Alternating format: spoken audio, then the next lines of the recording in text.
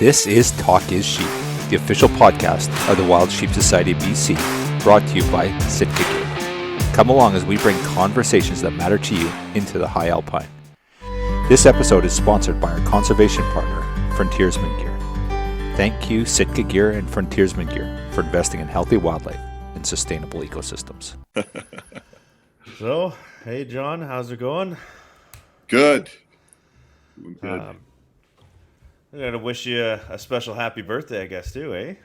Yeah, geez, I hit the half century mark yesterday, so it was a good day. I had a lot of friends in town, and Jana, she doesn't do anything halfway, so she threw a big old party, and it was fun. I had a new granddaughter born the night before my birthday. I told my daughter she needed to hang on to her for 3 more hours so that we could share a birthday, but she said the baby had other plans. So it's been a good couple days.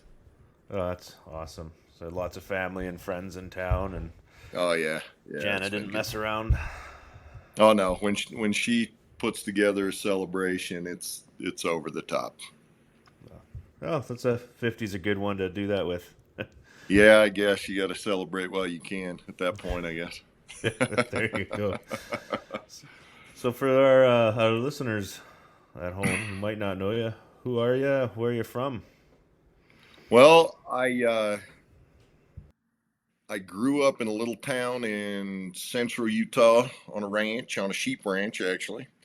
And right now I live in Springville, Utah. Me and Jan are in the process of buying a house about 20 minutes to the south of where I'm sitting right now that we'll close on here in another month. And so just here in Utah, enjoying the extended winter and spring and looking forward to some warmer weather. But been involved with conservation organizations, hunting groups,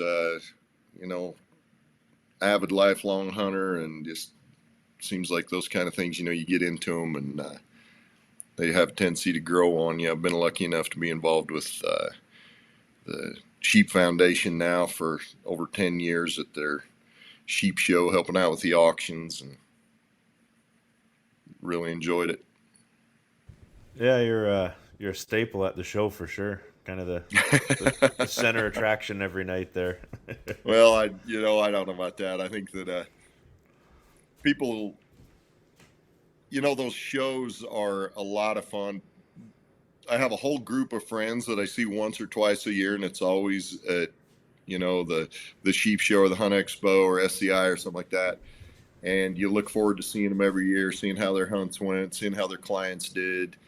And, it's pretty amazing how hunting and conservation really does bring, people together, and the friends you meet, the people you meet, and after a year or two of knowing somebody like that, it's almost like their family.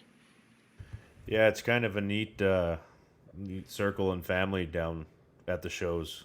All these people you never see, and then you're there, and you feel like you know the person forever. And it's last time you seen them was 365 days ago in the same spot. So it's a really cool environment, and everybody's got something in common, and we're all there for the same goal, and that's conservation and put money where our mouths are, pretty much. Oh yeah, it's a fun thing to be part of for sure. Yeah. So if anybody listening and you haven't been down to Sheep Show or SCI or Western Hunt Expo, got to go to one of them. Oh yeah, it's fun. The sheep show and the sheep community is so dedicated and driven, and just they're just diehards. I mean, and we all get together and you hear guys talking about, outfitters that passed away, 10, 15, 20 years ago that everybody knew, and their name still gets brought up. The things they did still get brought up. And I mean, once you're, it's kind of like a motorcycle gang. It's almost like blood in, blood out. Once you're part of the sheep family, there's no going back. You're part of it. Yeah, I'm finding that all out. I've only been a part of it for a few years, and it seems like I'm all in, and just sucks you right in, and you're trapped. Well, But working with Kyle, he's pretty diehard into all of it too, and so yeah, yeah, you're in now. he traps you. Doesn't let you go. You get voluntold a lot, but hey, here we are. That's exactly right, voluntold. But so that the show season, that's got to be quite intensive for you. It seems every weekend you're somewhere else hitting. How many Yeah. shows do you do? Uh, as far as the big shows, I probably do 4 a year. Like Western Hunt, Sheep Show. Uh, I did a little bit I was at SCI just for a day and a half this year, doing the bread auction down there. I actually got to hang out with Gray Thornton down there for a while and spend some good time with him. I did the Weatherby auction at Dallas Safari Club, and that starts, first of the year. So actually, last weekend and this weekend are the first 2 consecutive weekends since the first of the year that I've had no events or no banquets, no auctions. So it's been really busy, but it's there's days where you just lay back on the bed in the hotel and kick your boots off and think, I'm done, I can't go. And then 5 minutes later, you're looking at your watch, pulling your boots back on, thinking, I can't be late. I got to get down there and see my buddies and, talk to them before the auction. But it's been an amazing year. It really has been an amazing year. And it was, kind of the sheep show I mentioned to you, when we were just getting hooked up and set up here, that we sold more sheep permits at Sheep Show this year for over $300,000 than we ever have. We sold the was it the Montana or the Alberta tag? I forget, for like $460,000, and that tag holds the all-time record, I think, at Sheep Show for $480,000. And that's been 10 years ago that we sold that one for that amount. And to see the interest just stay with those permits and all that money be raised in the things, I've been involved long enough now. I've seen herds that got started from the money we raised. Now they're producing permits and people are getting to hunt on those units. So it's pretty fun, and it's, I feel like I have a pretty unique niche in the hunting world, being able to do the auctions and go to all the shows and meet everybody and see you guys spend their hard-earned money on these permits. So it's a lot of fun. Yeah, it's quite the buzz in the room, and you're a big part of that buzz, and it's neat watching you up on stage. Actually, you seem to be enjoying it just as much as everybody else does, and when tags go big, you're just as excited, jumping up and down. Oh yeah, I watched the videos back of when we sell those permits, and I always think, geez, if I just calm down a little bit and keep my act together a little better, I probably wouldn't lose my voice so bad the next day. But when you're close to breaking a record, and like you said, there's a real buzz in the room and people are excited and they're looking around to see who's going to step up and spend the money this year, it's hard not to really get wound up and excited. And I always end up stomping on the stage, and the next morning I wake up, my hips and back are sore, and I think, dang, I gotta stop stomping on the stage. But it's just habit now. It's kind of what I do. And if I don't stomp on the stage, there's always somebody that comes to me after and goes, what's wrong? Or you didn't even stomp one time tonight. Yeah, it is a lot of fun. And it's, I wish everybody could one time in their life stand up there and kind of get that look at it and get that view of really conservation in action. Because there's people in that room, whether it's at Sheep Show, Western Hunt, SCI, there are people in that room from every continent, all over the world, many different countries, and they're all there for the same reason. For a couple reasons. First being that they are, very pro hunting and pro conservation, and they are addicted to hunting sheep, and they will pretty much do anything to be in a place where they could buy or win or sit next to somebody that's going to win a sheep tag or buy a sheep tag, because it is, it's addicting. As you know, that whole atmosphere is very addicting.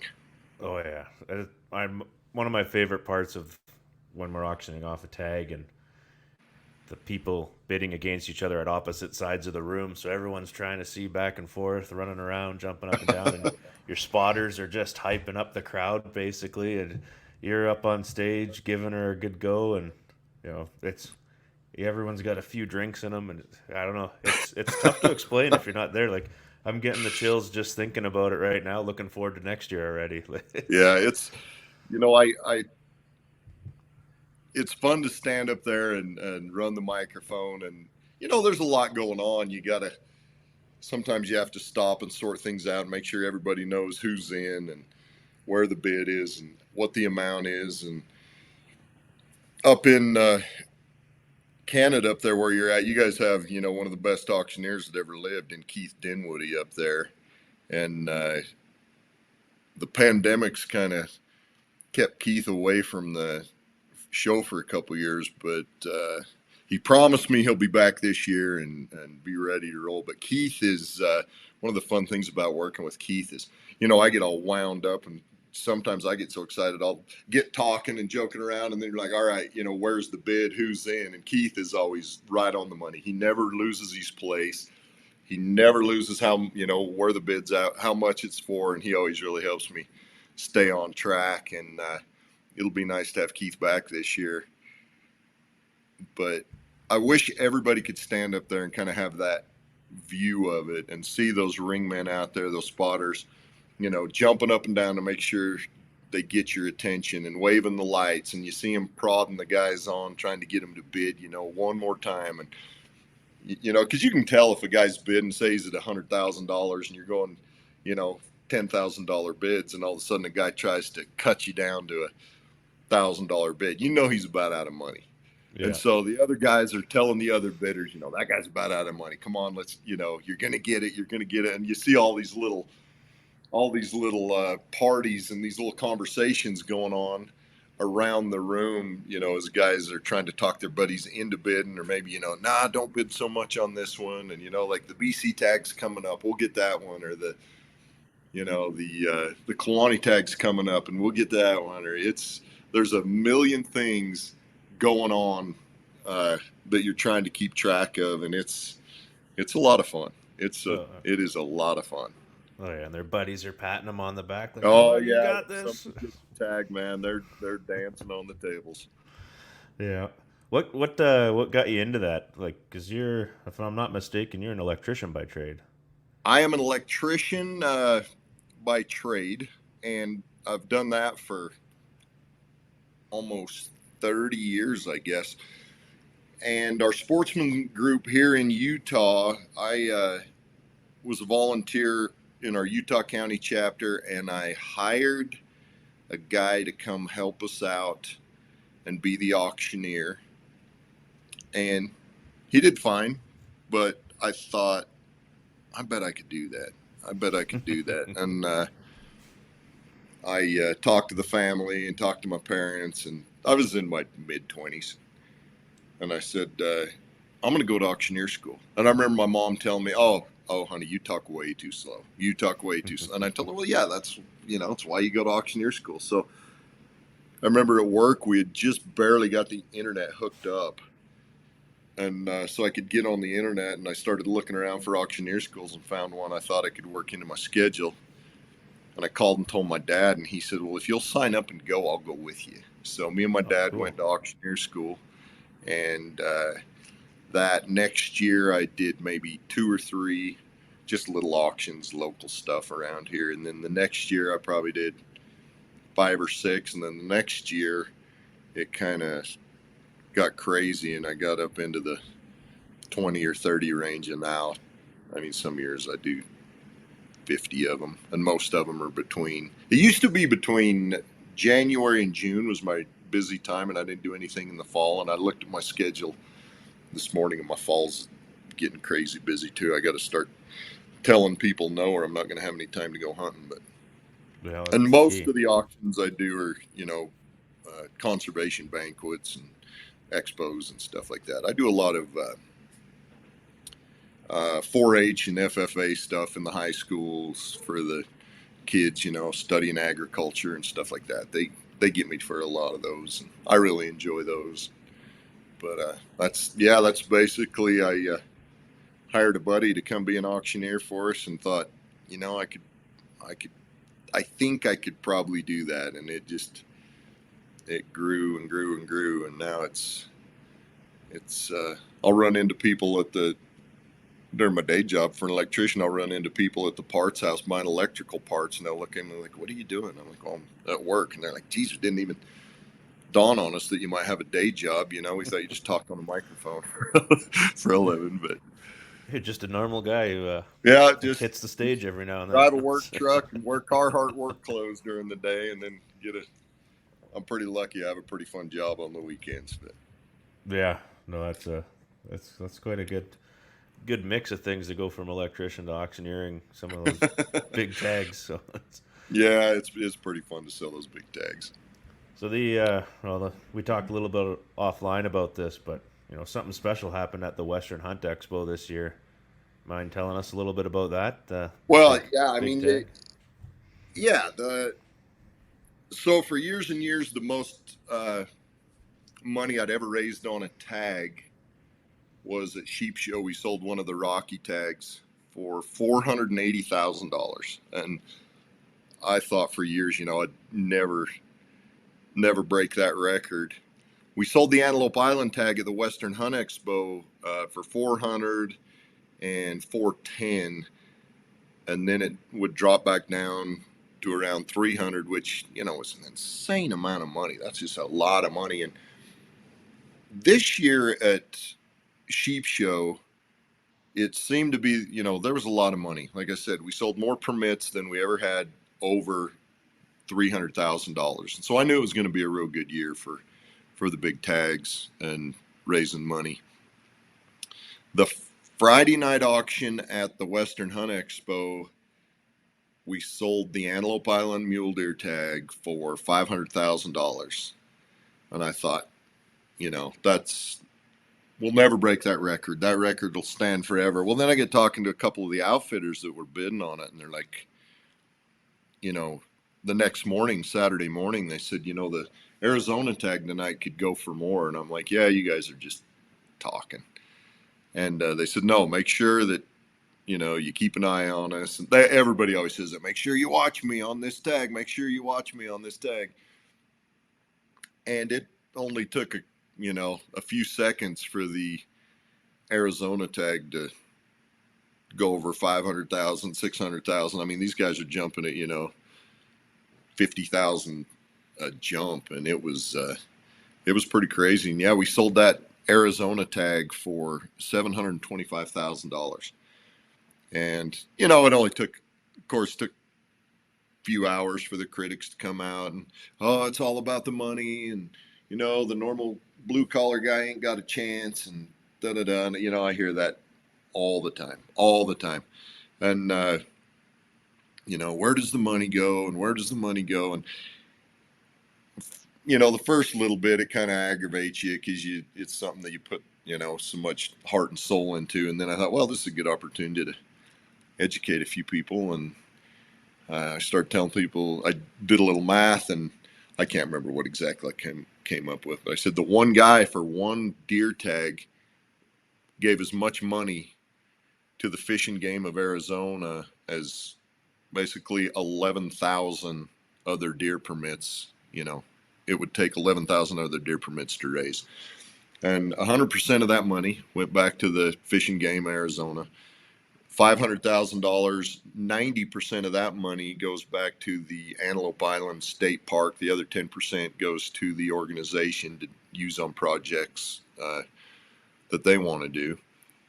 The $480,000 tag from years ago, the $460,000 tag this year in Reno, 100% of that money goes back on the ground to fund sheep permits, or to fund sheep projects.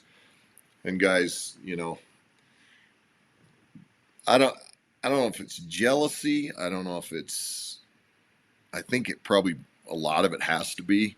The guys just don't like the idea of selling permits, but it's really neat to be part of that. And here in the state of Utah, when we first started selling permits, we had 6 sheep tags, 6 bighorn sheep tags in the whole state. They took one of those permits, they sold it for $20,000 and funded some projects to do some transplants.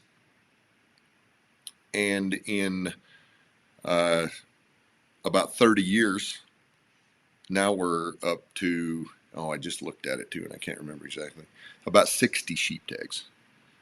And all that is a direct result of the conservation efforts that are paid for by sportsmen. And I always ask guys if, I said, well, would you feel better about it if I sold that deer tag for $100,000 instead of $700,000? And, well, yeah. Well, could you afford it then? Well, no. Okay. So then I start asking guys, if we're going to sacrifice a permit to the money gods, do we not owe it to every single person involved? The general hunt, the average Joe, everybody likes to use that term, the average Joe hunter that would have drawn that tag had it been in the draw.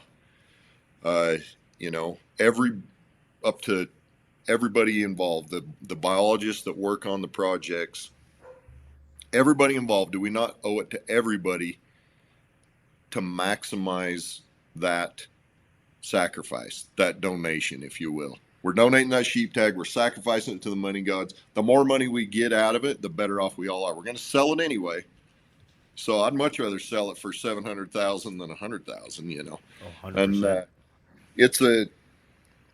it's a little bit of a, that I have that conversation with people probably this time of year, probably every week during convention season when we're selling the permits. I probably have that conversation 2 or 3 times a day. But yeah. I am and it's easy for them to say, and I get asked all the time, well, how much of that do you make? Well, they pay me a flat rate to go to the show. And if I sell that permit for $10 or $1 million, I make the same. Now, if I only sell it for $10, you're never going to see me at the show again because Greg's going to find somebody else to replace me. But the auctioneers don't make a cut. It's all flat rate auctions, and all that money goes back into conservation and to grow sheep. And, $725,000, you can do a lot of projects. You can fix a lot of acreage. You can do a lot of transplants. That buys a lot of helicopter fuel and guzzlers and water projects and all those kind of things that really feed the sheep program. So, oh yeah, we'd as beneficiaries of a lot of that money when the BC tag gets sold, that one person opening up their pockets, they're doing more for conservation than 99% of the people out there talking about it. And yep. They're the ones, a lot of us are volunteers, but there are a lot of people that have to get paid for what they're doing, and that money's going towards boots on the ground, making things happen. And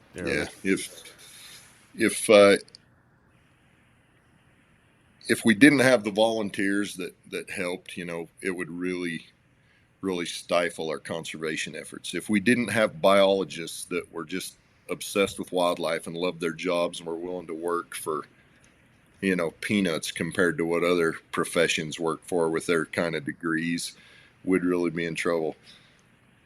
But also, if we didn't have, now, do I wish I could afford a sheep tag every year? Oh yeah, I would do it. But I'm glad that those guys that can afford it are choosing to put their money into conservation and into sheep hunting. Yeah. And, if they get to hunt more often than me, well, kudos to them for being so successful in life that's their position. And I'm grateful that they have that money and they're willing to put it back into what we love. There are a lot of people in this world that choose to donate their money to anti-hunting organizations or political organizations that do everything they can to make sure that what me and you love gets done away with. And so I'm grateful for the guys that are willing to spend their money on hunting, on conservation, and willing to stand up and stand tall for it. There's a lot of people that have taken a lot of heat politically on social media, all kinds of death threats and stuff, because they were willing to stand up and stand proud for hunting. And I'm glad that those people are out there and willing to do it. If I had the money, I'd be bidding on those tags too. I'd be on the other side of the microphone every year if I could, Oh, me as well. If I had those that kind of funds, I'd be hunting everywhere. But it's it's unfortunate what people think. Sometimes they're just Joe Blow throwing their money away and it's going nowhere. It's like, oh no, that money's going a long ways, and we all appreciate it when we get it. That's for sure. Like it allows, we're a volunteer-based nonprofit organization, and those funds, they're amazing, incredible when we receive big bids on stuff. So it's, I'm getting ready here in 2 weeks. I'm going to go down to Las Vegas and do an event with the Fraternity of the Desert Bighorn. And Nevada is the driest state in the lower 48. They are just bone dry. And, most of their money goes towards water projects and drinkers and guzzlers. And without the money that group of guys raise there in Las Vegas at that event every year, the number of sheep in Nevada wouldn't be anywhere close to what it is. And then in northern Nevada, there's a couple organizations, chapters that do amazing things. And it really is hard to put a dollar value on everything that the volunteers get accomplished. Just the phone calls, working with the biologists and pushing the projects along, because nothing in government works fast if it has a good result. If it's going to be a poor result, it seems like it happens overnight. But anything that's a good quality result is really slow. And it would just, the sheep in Utah here where I'm at, Nevada, Arizona, all of them would just not be anywhere near what they are today without the volunteers willing to give it their time, the people willing to buy the tags, the people willing to come to the events, the people willing to, make the phone calls, send the emails to the biologists, to the fish and game departments, and just kind of push this whole conservation machine along. And there really is a lot of moving parts. And like I said, I feel like I have a pretty unique niche. I have kind of a fun niche, my little part in it. But it really is impressive to see the whole thing work. And you guys have a lot of different issues up in BC where you're at than we have down here in Utah.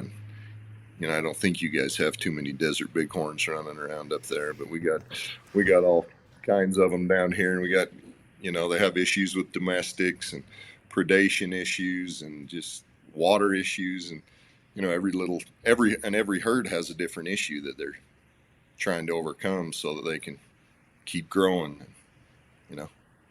Yeah, I'm glad there's plenty of people that are as passionate about it as they need to be to make it keep working. Yeah, well, exactly.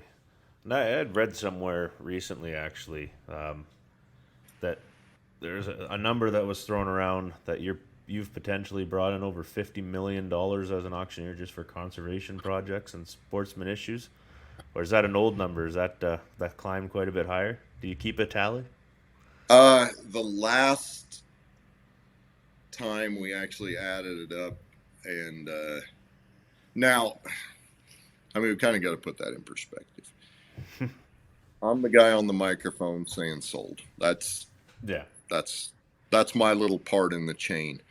There's people, like Gray Thornton, that runs the organization, that builds the relationship, that gets those permits. Kim Needers, who does a great job getting those permits at the events. They're every bit as important as what my little part is. So I think I have pulled the trigger on the last time we counted. It was almost 300 million. So that was an old article I read. Well, now that's sheep. When you sell $300,000, $400,000, $500,000 sheep permits and stuff, that adds up really fast. Yeah. But we sell a lot of deer and elk permits here in Utah that are $50,000, $60,000, and it all adds up. And I always tell guys, for every $200 I raise, that's an acre of land that we get a treat, and for every $2,000, that's a guzzler that goes in. And so I kind of stopped keeping track of it after a while because it's all good. But, yeah, it's fun. It's fun to be part of it. Yeah, well, you might not be directly responsible, but you're the face of it. So there you go. We see all the clips online of you hollering in the money. So yeah, I always tease Jana about having the TV show and everybody knowing who she is, and I walk into Cabela's or Sportsman's Warehouse with her, and I spend half the time taking pictures with her and the people that want to meet her. And she goes, "Yeah, but you're the guy that when we're standing in line at Walmart or someplace like that, as soon as I talk, somebody in front of me turns around and says, 'Hey, were you that auction guy the other night? You sound just like that guy,' But I'm not wearing my tux, and I'm wearing camo or something, so they don't. You sound just like that guy." But it's definitely a fun job to have. It's definitely a lot of fun. Yeah. Well, now speaking of fun, you're a big coyote guy, from as far as I can tell. That's your next passion. Yeah, if I grew up on a sheep ranch down in central Utah, and as long as I can remember, coyotes were just public enemy number one. Whether it was lambing season or calving season or whatever, coyotes were just public enemy number one. And ever since I was a little bitty kid, I just really enjoyed hunting coyotes. My dad would take me out, and he'd always tell me, the most important thing you can do is sit still. So don't move. And I remember just sitting there almost being scared to breathe, thinking that the coyote was going to see me and run off. And we've spent a lot of time hunting coyotes. We've hunted them in Canada and all over the U.S., Mexico, and everywhere. And it's definitely probably my favorite thing to do. We used to hunt a lot of competitions and stuff, and I've been lucky enough to have some really good hunting partners that I've learned a lot from. And when we first started out, it was just all hand calls that you just blow with your hands. Now we got all these fancy electronic calls, and you can set them out there and run them with remote, and they're loaded with 1,000 sounds. And we hunt with decoy dogs and thermal imaging, and you can hunt. I mean, if you could stay awake, geez, you can hunt all night and all day, and all year round. And it's a lot of fun. I really love it. Jana, she loves to hunt coyotes too. She's up for any kind of hunting. So anytime I'm ready to go coyote hunt, she's ready to go. And we have a lot of fun doing that. I was just talking to my buddy a few minutes ago before I jumped on the call with you, and we were talking about going back to Alberta. Some of the best coyote hunting I've ever been part of was in southern Alberta. The coyotes were just lousy. Seemed like they ran in herds, and they were huge.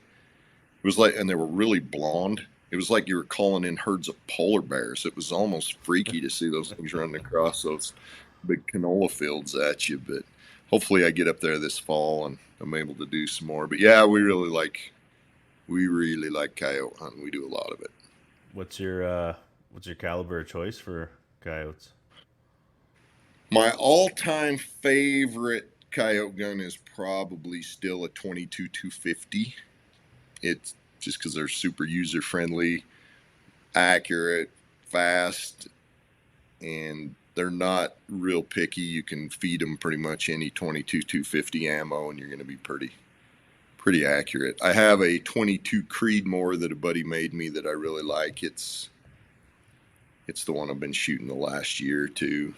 My night hunting gun is a 243 built on an AR-10 platform with a thermal and a suppressor and all the cool toys we have that you guys up in Canada don't get to play with. But Yeah, we're jealous. I'm telling you that much. yeah, but we do a lot of that. Night hunting's a lot of fun because the coyotes that usually you don't see during the day that are right next to town or out in the big open country that kind of stay holed up during the day, you can get those at night. They're a little more vulnerable at night, so Yeah. I really like it. Favorite terrain you like to hunt for yotes, or? I kind of like hunting the high country. A lot of guys hunt the deserts in the winter, and I kind of hunt the high country in the summer. That probably comes from growing up in the ranching industry. In the summer in the high countries where the coyotes used to really give us trouble. I like to go up and take my Fox Pro, get on my side-by-side, or just take my truck, and I'll go up right at dark and start playing a siren just like on a fire truck and get the coyotes. They'll howl at that just like your dog in your backyard howls at the cop car going down the road, and play some coyote howling sounds and get the coyotes howling. I go up and I'll spend a couple nights during the week for a couple hours up there locating and figuring out where they're at, and then on the weekend I'll go up there and spend a day or a night and move in where I think they're going to be. And even with your best laid plan hunting coyotes, sometimes it works out great, and sometimes they make you feel like you are a total rookie and never done it before. But I really do like hunting the high country. It's a little different. You gotta know that they're not going to come as far if they got to come across the big canyon as they are out in the flat desert. You got to adjust your setup a little bit, but it's a lot of fun. I enjoy it. My kids all enjoy it. Jana loves it. My dad is 78 and he still goes with me all the time. I called him yesterday and he was out checking these coyote traps, so he's still way into it also. Yeah. So you find if you're locating them at night, they're usually there in the morning? Yeah, I feel like I can have a pretty good idea where they're going to be in the morning. If I'm hunting with my thermal and I can get them to howl at night, and then I just go and set up on them, and hopefully within a few minutes I got them coming in. But a lot of times, especially if I'm going to use my decoy dogs, right now until probably the end of August is a real good time to decoy because they got dens and they're super, super territorial. And you get them howling, and then the dogs will run out and kind of pick a fight with them. Man, them coyotes will chase those dogs right back up in your lap. I've shot coyotes at 6 and 7 feet and coming, just, yeah, it's crazy, but it's really fun hunting with the dogs. It used to be not very many guys did it. Now everybody's got a coyote dog. It's kind of the latest fad, but we've had like a lot of work. Oh yeah, it's a lot of work, but it's a lot of fun. Once in a while, the dogs will come back and trying to get away from the coyotes, and the dogs are running behind you to get away from the coyotes, and the coyotes are jumping around in front of you trying to get to the dogs, and the coyotes know you're there, but they're so mad at the dog being around their den site, they don't care. And yeah, it gets pretty intense once in a while. If you get on YouTube and look up the decoy dog and stuff, some of them guys have some real good footage on there, and it's some pretty intense episodes. So if you get the dog that close to you, the coyotes are running in and you're shooting them at 6-7 yards. It's quite the feat with a 22 250 trying to look through a scope. Yeah, and it's that's too close to shoot them with a 22 250 for sure.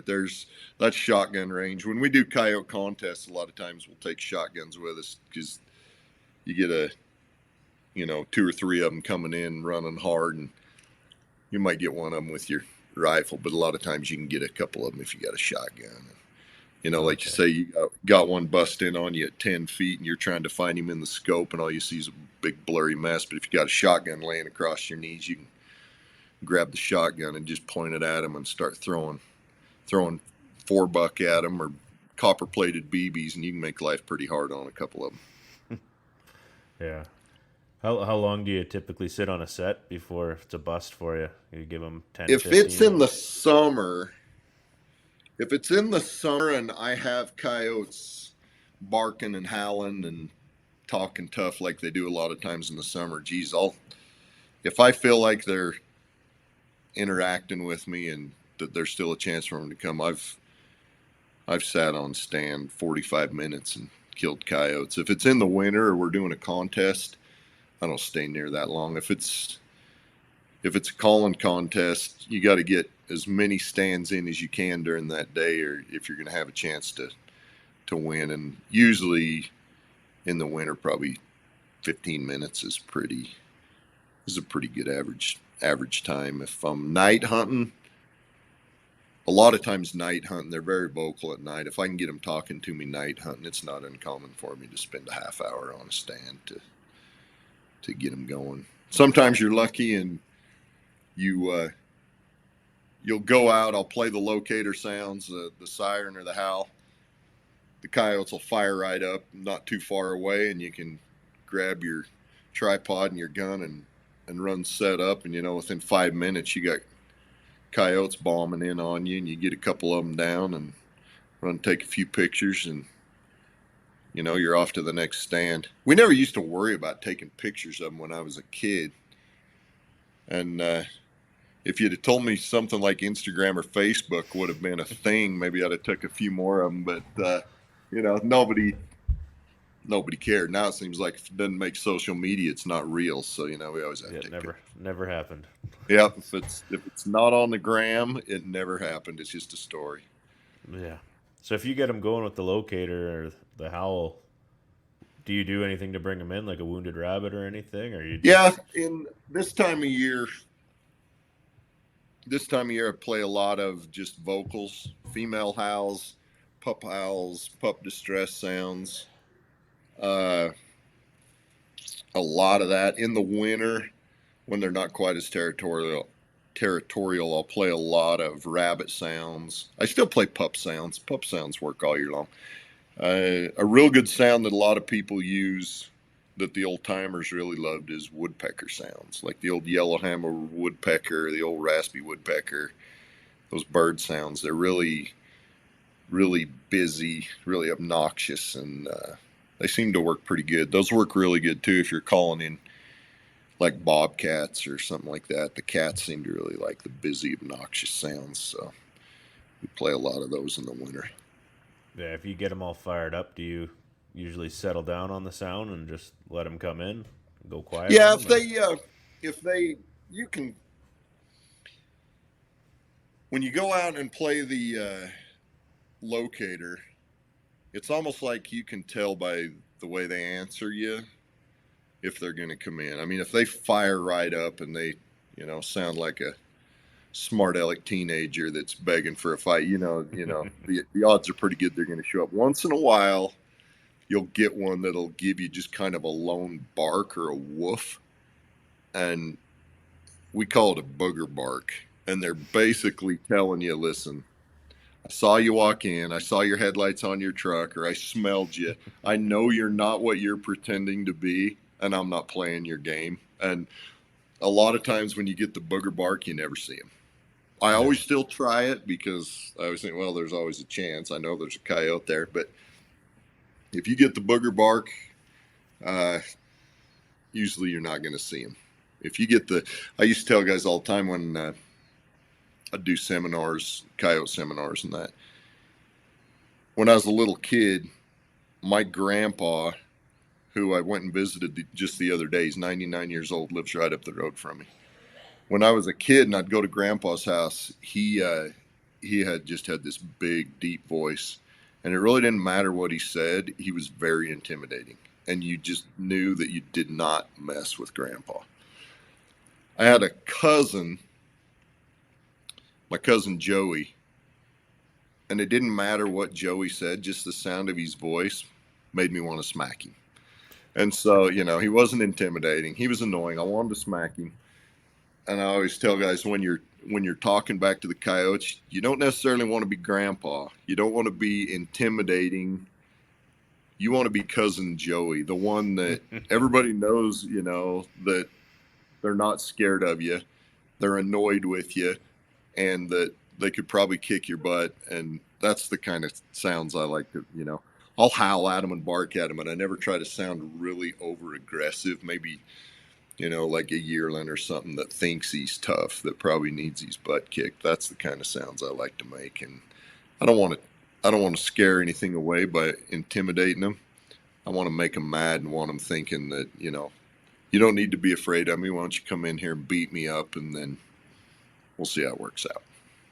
Yeah, I think that goes along the way for a lot of different species too. Like, when I go mountain mule deer hunting, I'll use the young buck grunt, and that usually brings in the big boys because they're not intimidated. They're not, if they're tired, they're coming in hot and heavy, and they're like, I'll just kick this guy's butt and he can move on with my day.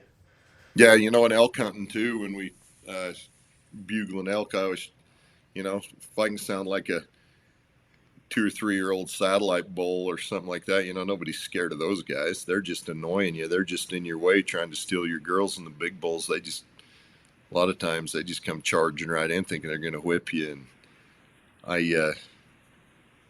so yeah, I think that's maybe a little bit of a universal idea across calling everything is you don't got to sound intimidating, just irritating is probably a more desirable result. Yeah. So you mentioned competitions. For coyote, have you gone down to the World Coyote Championships? Yep, I've called in the worlds. I think I've been to the worlds 4 or 5 times, and I've never won it. I've placed. Me and my buddy that lives just over the mountain, we've placed a couple times. If we'd have been 10 minutes faster to check in, we'd have placed a lot higher, but they used to do it so that if 5 teams had 10 coyotes, whoever checked in first, that was a tiebreaker. But I got buddies that have, a couple buddies that have won it.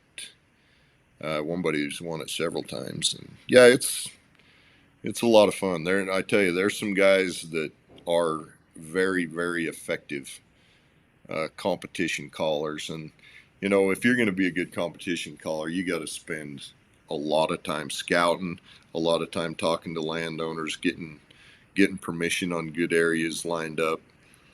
Because you can be the best caller in the world, but if you're out calling to beat up country that gets hunted and there's not very many coyotes, and you're not gonna have enough coyotes come in to win. And you've got to make 25 or 30 stands a day and have pretty good success on all those stands to be competitive. So it's a lot of fun. We've won Big Dog, the heaviest coyote, and Little Dog, the smallest coyote. I've won both of those a couple times. Well, you can't skip by that without giving us some weights. I can't remember what the Little Dog was. The Big Dog, the year we won Big Dog, he was a little over 35 pounds, That's which a decent is, yeah, it's a big coyote. Now, if we were up in, BC or Alberta or someplace up there, 35 would be an average size female, and a 50-pound male, it'd be winning Big Dog. But we were in Arizona, and a 35-pound male in Arizona is pretty good size. Pretty size. Pretty skinny down there. Yeah, it seems like the farther south you go, the smaller they are for some reason. I could be wrong, but that's what it seems like to me. The Texas coyotes and that are not very big. They're kind of scraggly looking.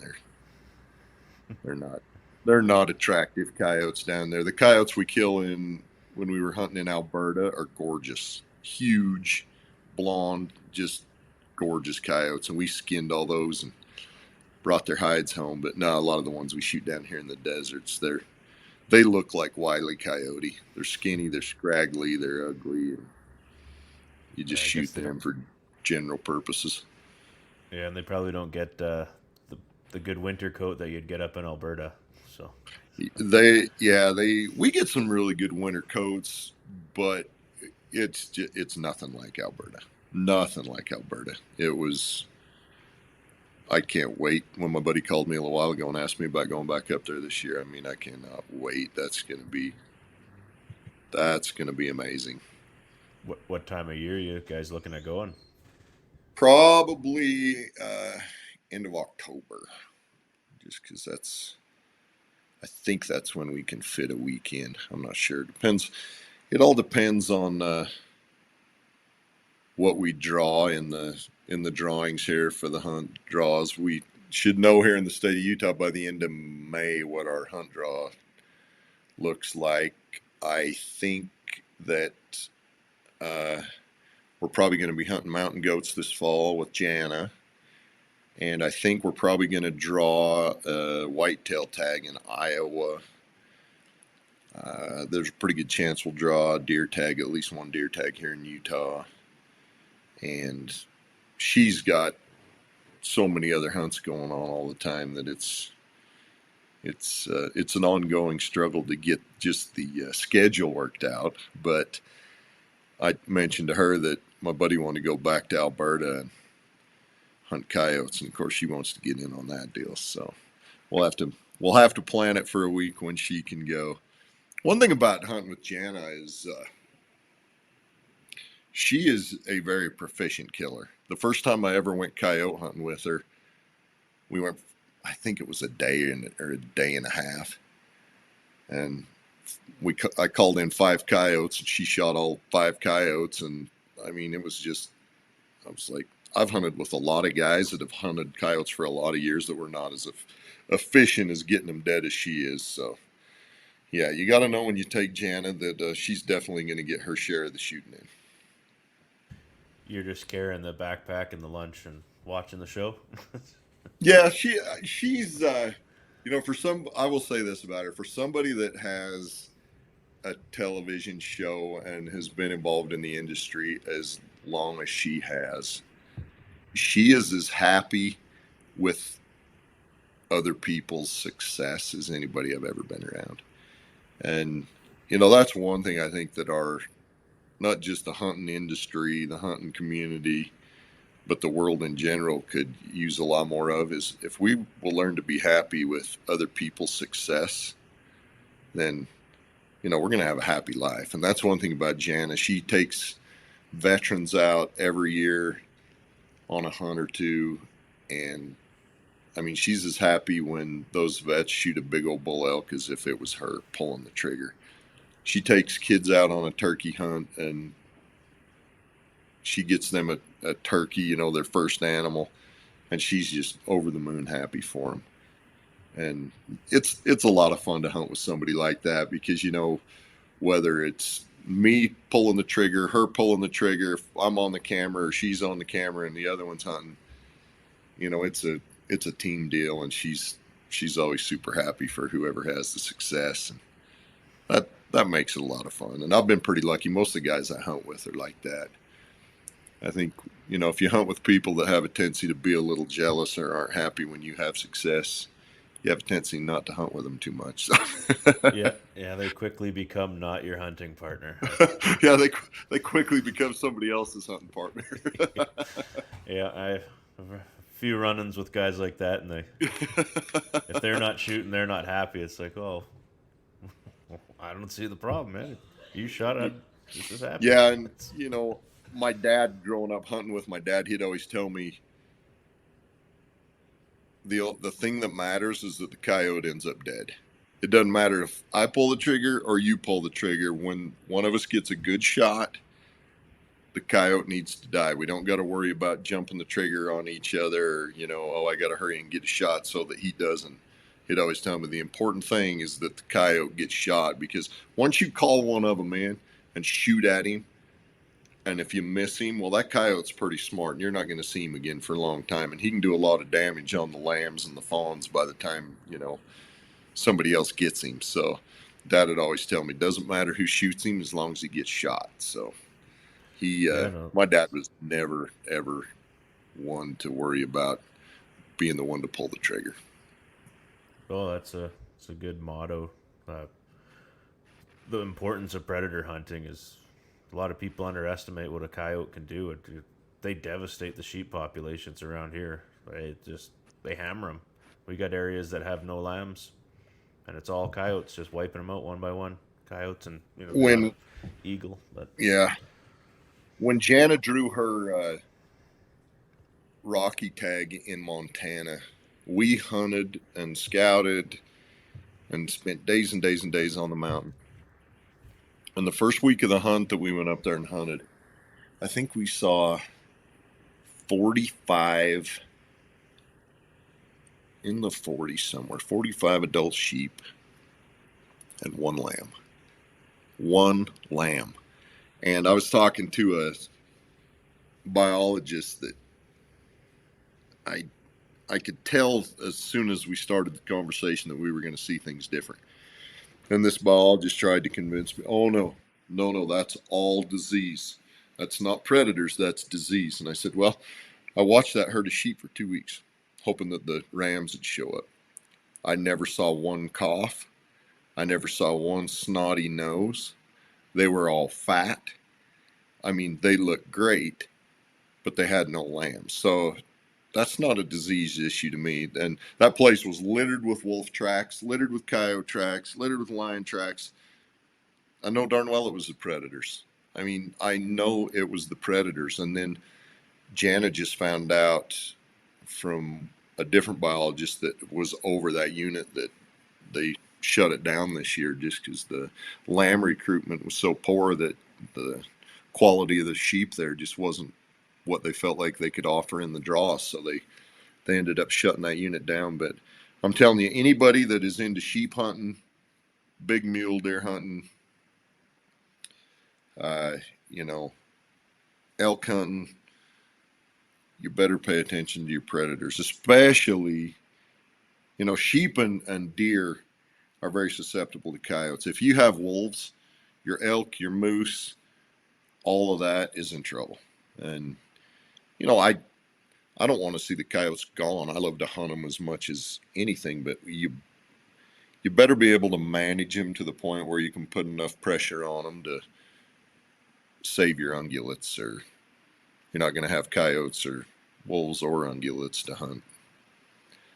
Mother Nature, I have this conversation all the time with anti-hunters. Well, Mother Nature will work it out. Well, Mother Nature works on a boom and bust system. We try to manage, keep the highs as high as we can and keep the low population years as high as we can. Mother Nature, they say, well, when the prey species are gone, the predators will die off. Well, yeah, as true as that is, that's a 150-year process, and I don't want to wait that long. I don't want my kids to wait that long, So, yeah, predator management is definitely a huge part of population control and conservation. I mean, we definitely need to be able to manage our predators.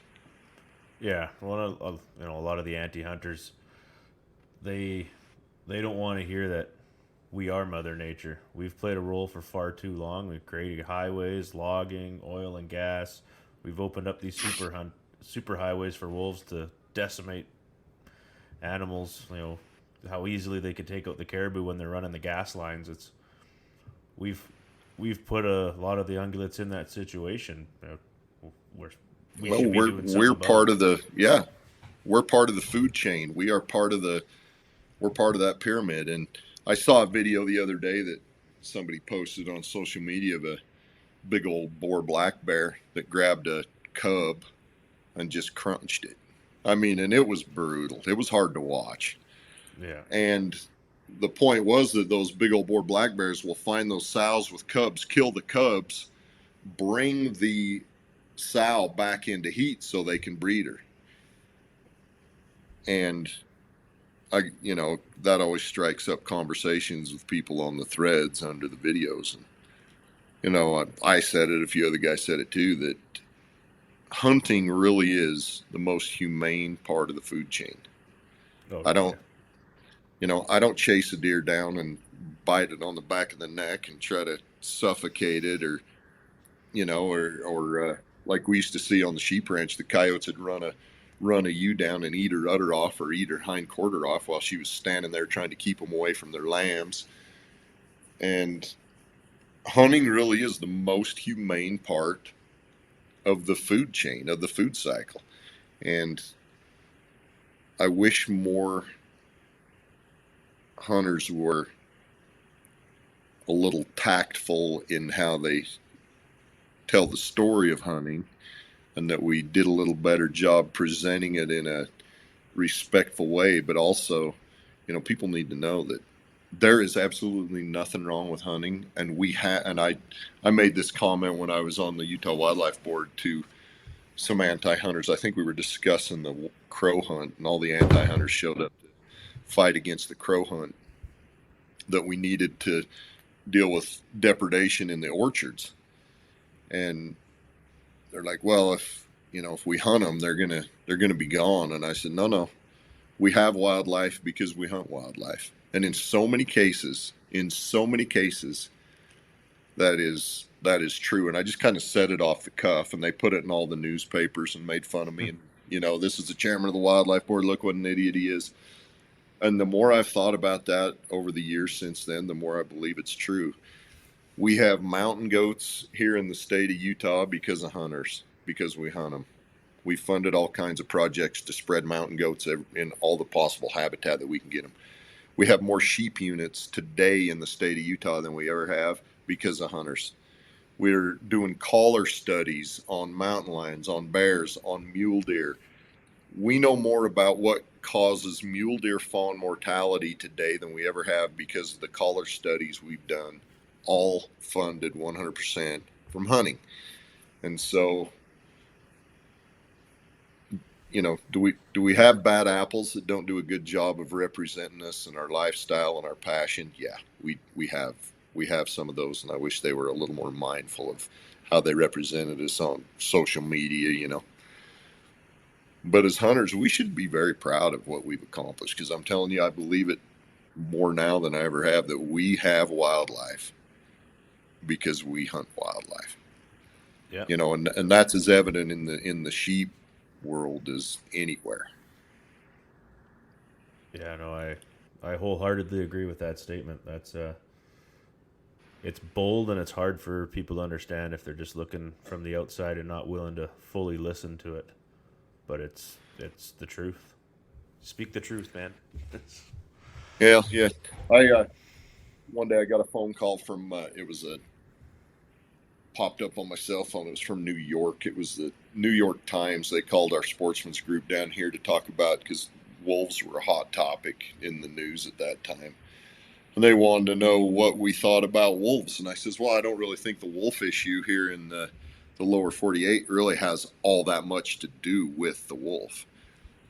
I says, the wolf is the furry, fuzzy, iconic silver bullet that they want to use to kill the culture of the West, meaning grazing, hunting, timber, energy development, mining, all those kind of things. The wolf, the political club that the wolf becomes, gives that side of the political spectrum the weapon they need to shut all that down to a large degree. And oh my goodness, the guy quoted me like verbatim, word for word. He got it accurate, exactly what I said. We got all kinds of death threats. My kids, the family, everybody was freaking out because I was getting all kinds of emails, and everybody on the thread under the story on the New York Times was saying how we all needed to die and how they hoped my house burned down. And it was crazy. And it's amazing how predators stir up emotion in people. But that is one place that is, as hunters and as sportsmen, we really, really, really need to stand strong. Is if we can't manage predators, we're in trouble. And they are a very, very effective political weapon. And, you go to grandma goes to the mailbox, and she lives in South Florida. She doesn't have wolves. She doesn't, and so she sees a postcard with some fuzzy little wolf pups on them saying, hey, help save us. Send your $20 to Montana to the Save the Wolves of the Rockies organization. Yeah. And oh my gosh, I got to do my part. And they're a very, very effective political machine that, that we will fight every day for the rest of our lives. Yeah, we seem to go through it here, once every year or so, of the anti-wolf hunting movement. And for the Wild Sheep Society, we actually have an Act Now program where it's like a easy sign form letter to go to government. And we had, I think it was decent numbers on our end. We were at 50,000 people signed it.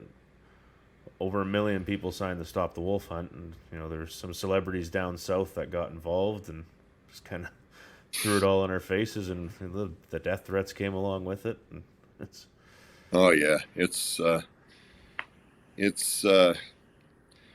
I hear people say, well, what we need to do is this. If we can just do this, we'll win the wolf issue. If we can just do this, we'll fix the deer herd. Or if we'll just do this, we'll get our sheep herd back here. And this year, me and some buddies were sitting around talking about it, and it kind of dawned on me that, good conservation and good populations and great hunting opportunity isn't really a destination that we get to and then we're there and we don't have to worry about it anymore. It's a fight that we're going to be in every day for the rest of our lives.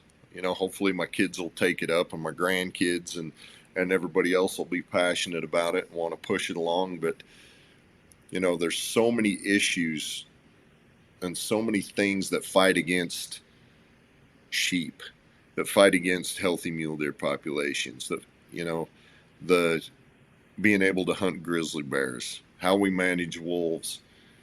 Though I don't ever see us getting to a place or there being a destination where, okay, we've won and now we can just enjoy it. We're going to be involved in these things pretty heavily for the rest of our lives, or as long as we can stand it, and then hopefully somebody else is willing to take up the sword. But yeah, it's a lot. There's always a lot going on, and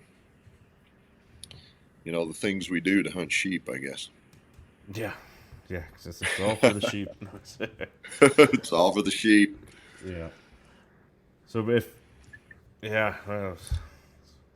it's always a tough conversation when it gets down to the predator hunting. We can go on for days on that one. So switch gears a little bit here. I don't know if we got enough time to just keep going with that one. That's right. Yep, predators could go on forever. This fall coming up, you've got your plan for some tags, so hopefully you get them. Do you have any major plans going on aside from hoping for a couple of draws? Well, I believe that I'm pretty sure there's a mountain goat hunt involved.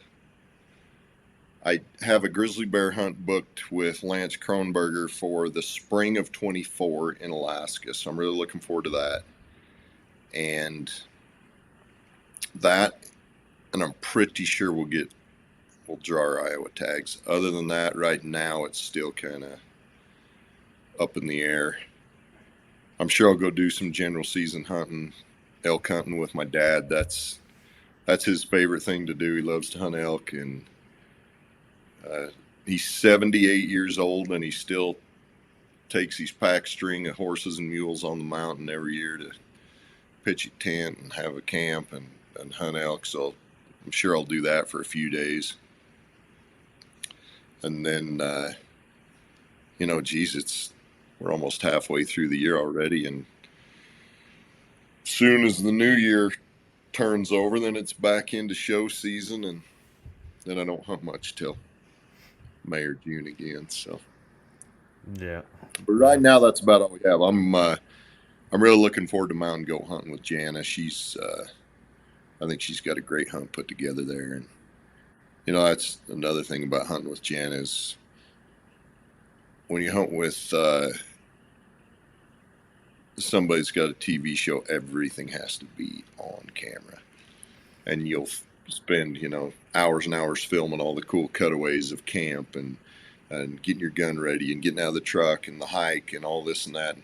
And then it comes right down to it. And when it comes time to pull the trigger, if you miss the kill shot, then it was all for naught. You bought the tag, you booked the hunt and everything, and then you missed the kill shot and you blew it. So you always gotta be ready for that, and it adds a whole new level of planning and work to the hunt. But it really is fun after the fact to see her editor, that email come through from her editor saying, here's your episode, and see it all come together on film. That's always a lot of fun. So yeah, we only have those couple things planned, but I'm already, thinking about all the cool things we got to do to make sure we get a good video and turn into some good episodes for a show. That's been a fun thing to be part of. Yeah, no, it's neat to be able to follow along on some of your guys' adventures when it comes to that. It's not. Yeah, not we've been. Go ahead. Yeah, I was going to say we've been. We're just closing on a house, and we go in and talk to realtors and all these people, their houses and all that, and it's important that we got a lot of wall space, and we tell everybody, well, we got to have a lot of wall space for taxidermy, and without question, every single time everybody looks at me and goes, oh, are you a big hunter? Well, I try to be, but she's the one with all the taxidermy. What? Yeah, she's got she shot a giant moose in Alaska, and she's got a big elk. She's got full body mount bears and lions, and she's got her sheep mounted and just all this stuff. And everybody's like, it's all hers. Well, not all of it. I mean, I got a couple things, but yeah, she's got a lot more of it than I do. So that's been kind of fun to see people's reactions, but I'm really looking forward to, this fall. She moved down from Montana this spring, and we're getting married in June and then getting the house. So that's probably going to eat up a lot of time that we would have spent on the mountain getting ready to hunt. So we know but then again, like I said, we got the mountain goat hunt, got the grizz hunt next year and a few things. So we're not going to lack for things to do this year. That's for sure. Yeah, a little busy. Bit of a whirlwind. Yeah, a little busy. Did you guys just get engaged at one of the shows this winter? So the night before we went up to the Western Hunt Expo in Salt Lake, so her stepson Brennan, who she's really close with, super good guy, he wanted to go on a mountain lion hunt. And when he graduated college, she gave him a mountain lion hunt. She said, I'll get you a mountain lion hunt for his graduation present. And a cousin of mine's a really good houndsman, got some really good dogs here in Utah. And so we lined it up with him that right after Hunt Expo, he was going to take him out lion hunting. And so we brought Brennan down. He hung out at the expo with us. And I thought, well, geez, I wanted to propose. So I got the ring, and the night before we went up to Hunt Expo, she wanted to go sight in the gun that Brandon was going to be using. It's her Desert Eagle 429. I mean, it's the most amazing pistol you've ever seen. So we were up the canyon sighting in that gun that Brandon was going to shoot the lion with. And she'd been driving my truck, and it was freezing cold, like 0 degrees, freezing cold. And I got out and walked around the front of the truck, looked under the front of the truck. I says, what are you doing? What'd you do to my truck? And she's like, what? I said, something's wrong with the truck. And she come walking around the front of the truck, and I had the ring all ready to go. And she's like, really? You're asking me up here? Like, we're up in the middle of nowhere in the mountains, freezing cold. And I says, well, I kind of wanted to surprise you. And she goes, well, you definitely surprised me. And I had a bunch of people ask me, and then we took some pictures of the Hunt Expo with the ring and that, but I had a bunch of people ask me, why didn't you ask her like on stage at the expo and that? I says, well, if she turned me down, I didn't want 2,000 witnesses of me standing there on stage. And a bunch of people filming. Yeah, I didn't want to be Insta famous for Jana telling me no, but I didn't think that would happen, but no, it definitely surprised her. And so, yeah, it was fun getting engaged and then going to some of the shows and being able to celebrate and share all that with friends and family. It's been a really good year, and it's fun to be with somebody that is so passionate about hunting and about conservation. She was on the Montana Wildlife Commission for just about 2 years and got to deal with wolf issues and all kinds of crazy things up there. And then she moved down here. She gave that position up to somebody else. But, we get up Saturday morning and go somewhere and do an auction and get home late Saturday night. I'm thinking, oh, I got Sunday off. I'm going to relax. And she's like, what are you going to do today? I'm like, let's just relax a little bit. All right. About 20 minutes later, that's enough relaxing, and she's ready to go on the mountain or, go on the desert or go take the dogs, go for a hike, go coyote hunting, whatever. Man, she loves adventure, and it's good. It keeps me going, and it's a lot of fun, and it's fun to see her be so effective and so what's the word I'm looking for? So successful in the hunting industry that is so dominated by men. And she's been, she's had her TV show. She was on the network for 9 years. Now she's been on Carbon TV for 4 or 5 years. And, she doesn't show any signs of slowing down or giving it up. And she loves what she does. And it's fun to see somebody that is just so effective at being good at something that she loves in a field that is really male dominated. So, and I've learned a lot from her. She's pretty amazing. You got big boots to fill when you marry her. Oh man, yeah. She, I'm a lot taller than her, but she casts a big shadow. And then we were this weekend for my birthday, and that her best friend Julie McQueen, who runs Carbon TV, was down. I think Julie was on with you guys here a while ago. And she was on actually the other day as well. Yeah, and Julie, it's like I'm riding around in the truck with Jan and Julie, and they're talking about how amazing Carbon TV is and how advertising's going this way and the video market's going this way, and I'm just I'm driving the truck thinking, holy cow, I don't know how I'm ever going to keep up with this too, because they're just so driven and so successful. It's I wouldn't say it's intimidating, but you better bring your A game if you're going to hang out with those two. Yeah, I believe it for sure. Well, John, that's we're eating up all our time here, so I'd like to say, well, congratulations on the engagement and the wedding coming up. Happy birthday, and it was great chatting with you tonight. I really appreciate it. Thanks for having me on. I appreciate what you guys are doing, and I appreciate your passion for hunting and for sheep and all you guys do. If there's ever anything I can do to help you out, let me know, and really appreciate you having me on.